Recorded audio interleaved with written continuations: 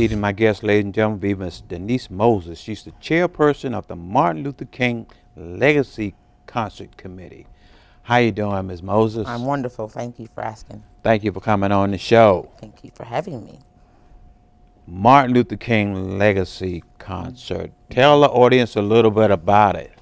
This is the third annual concert for Martin Luther King for the work that he did, what he died for, what he stood for. And we are trying to bring community awareness, a diverse audience. We're trying to bring more awareness for what Martin Luther King, died for this community to become its one. Like I said, this is the third annual concert that will be held at Knights Theater, January the 20th at 7:30. And we have a celebrity artist that will be joining us, which is VANESSA Armstrong, and the Legacy Concert Choir, which will consist of Chappelle Memorial Baptist Church Choir, also the University Park Baptist Church Choir, and the Friendship Missionary Baptist Church Choir. And you said it's January 20th. January the 20th, 2013. What is the objective of the concert?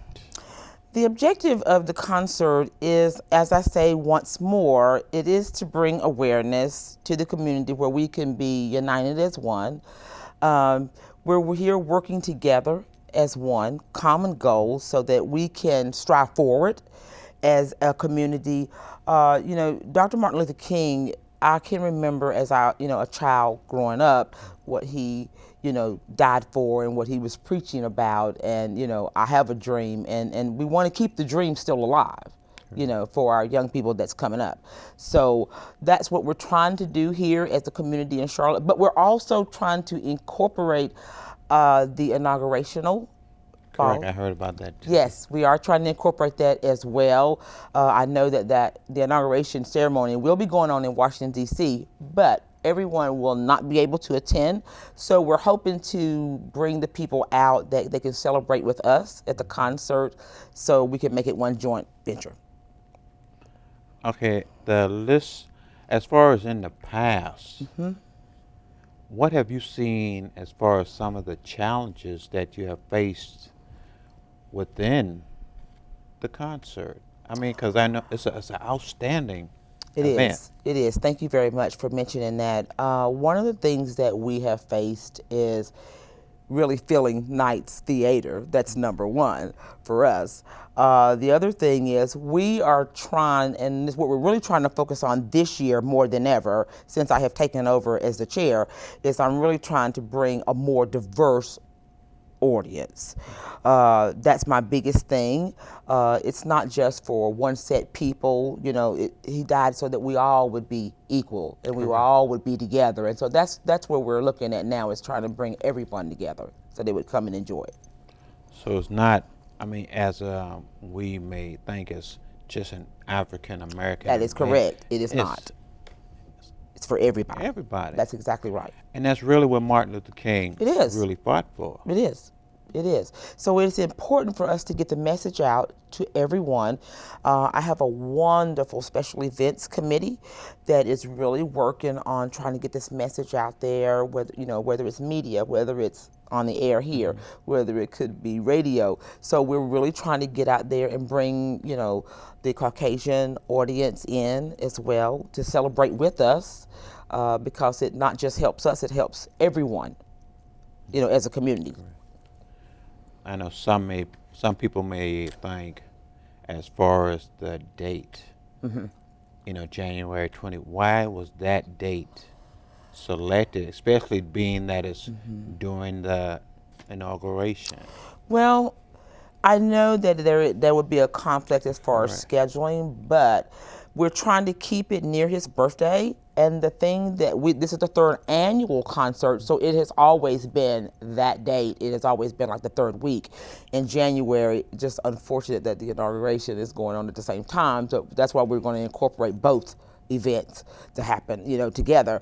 So this is how we have it scheduled, because we want to keep it near his birthday, and so we just want to be consistent with how this goes. So in the holiday because it's serving the next day, which is the actual holiday that we observe. So that's the reason why we want to have the concert at that time. Elwood Edna Foundation. That is correct. Tell us a little bit about the foundation. That is a foundation which the owner is Antonio Roberts, which is located out of Kings Mountain, North Carolina. Presently, we're trying to locate it here in Charlotte, but that is a foundation that has put on several different concert events, and this is something that he kind of saw a vision that he wanted to bring the Martin Luther King celebration and on a larger scale than what we have now in Charlotte. So this is our third annual time, and this is my first time chairing, but he has done several different events, and they also do a lot of events that is down in Dallas, Texas, and other states. So this is the first time for the large scale here in Charlotte. The foundation, the Elwood Edna Foundation, is for youth health. Describe that. I think it's more bringing awareness to keep, to keep the youth aware of what's going on, because like I said, we go back to Martin Luther King's dream. I have a dream. I look at so many young people due to my background in education. A lot of them, they can't tell you a lot about Martin Luther King. They can't tell you what he stood for, what he died for, anything about that. So the Elwood Edna Foundation, what they're trying to do is always bring awareness. And what they found that the best way to do this was to bring it through music, because that is how we would reach our youth and it would sit. So one of the performers that you have on is Miss VANESSA Bell Armstrong. That is correct. Tell the audience a little bit about that, because she's an awesome singer. She is. She's awesome, and we're very, very excited to get her. We did confirm her about 3 weeks ago, and sometimes in getting the celebrity artists, it's a little difficult sometimes, because right now she has another conflict with her schedule because of the Stella Awards. So she's having to make some adjustments, but she did confirm to come and do the concert, so we're very excited. The first year we did the concert, it was Kelly Price. And then last year it was Michael Stampley. And so this year it is VANESSA Bell Armstrong. So we're hoping that each year that we can reach out to another artist and just keep this concert, the event getting larger and larger and larger. That's what we're going for. And you have a collaboration from a lot of different churches within the city. Yes, we do. Also going to be participating. Why is it so important to have that type of involvement from so many of the gospel groups? I think it's very important that we reach out to all of the churches, and we are later on going to expand our churches and bring more in, and right now these are the 3 churches that we are participating with. But it's very important because, again, I say that we are united, and that's what we stand for. That's what Martin Luther King stood for. So that's where we need to start. We're trying to do more than just have a concert and just have people to sing. So we started out with 3 churches that we felt large as far as mega congregation, but maybe not as close in working together as they possibly should be. So we thought if we could start there and bringing them together, then that's how we start bringing more people together. So it's been working out very well. So. You're the chairperson of the committee. What made you decide to want to become the chairperson, and what type of learning experience have you received from this journey? Well, it's funny you asked that. Antonio came to me in August and asked if I would take this venture on, and I wear a lot of hats. I'm very active as far as my church goes. He kind of knows what my work is. He knows how I work, and he needed some help. And when he came to sit down with me, I said, by all means. I feel that at this time in my life that I was ready for a challenge with such magnitude that this holds. So I wasn't afraid to step up to the plate to do this.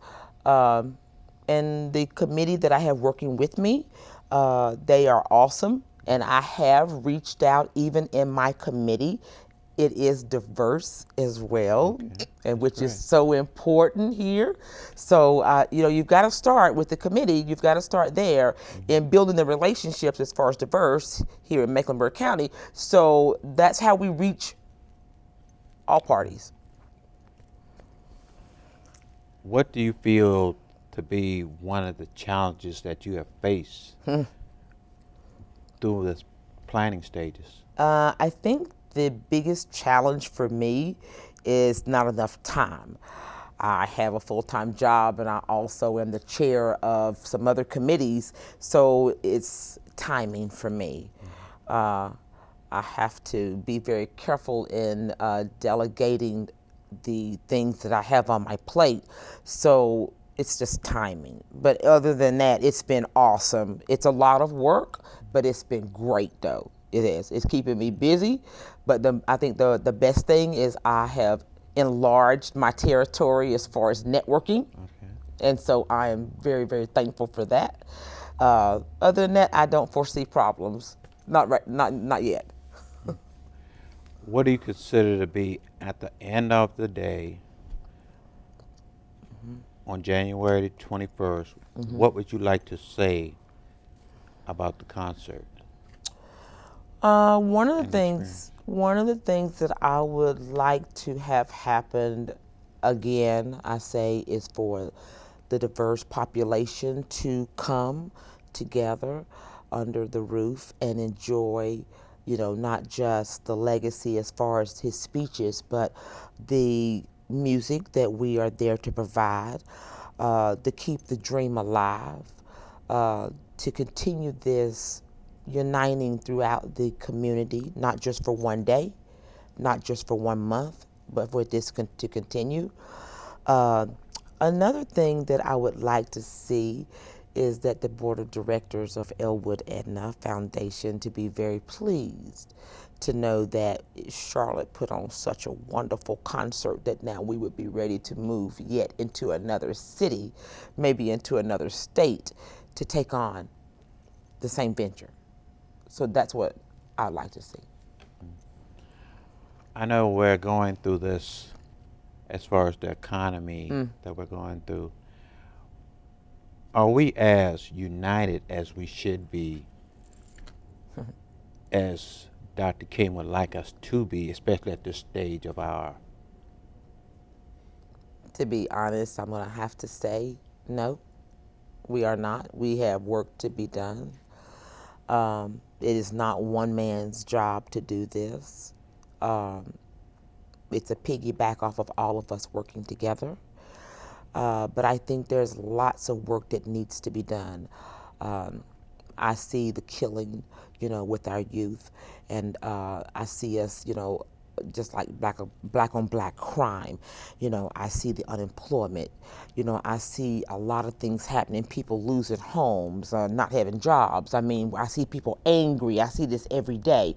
So I'm just hoping that what we would get out of this is that, it goes back to the old question, am I truly my brother's keeper? Yes, I am. I am. So I'm hoping that we can hold on to that message, that people won't let that die, and that we can just move forward. That's my thing, is move forward. Because my whole thing with this, and especially when me reaching out to get a more diverse team that I am working with now, if I take a little piece of your pie and you have a piece of my pie and a piece of their pie, before you know it, we have a whole pie. So that's important to me, because number one, I don't know it all.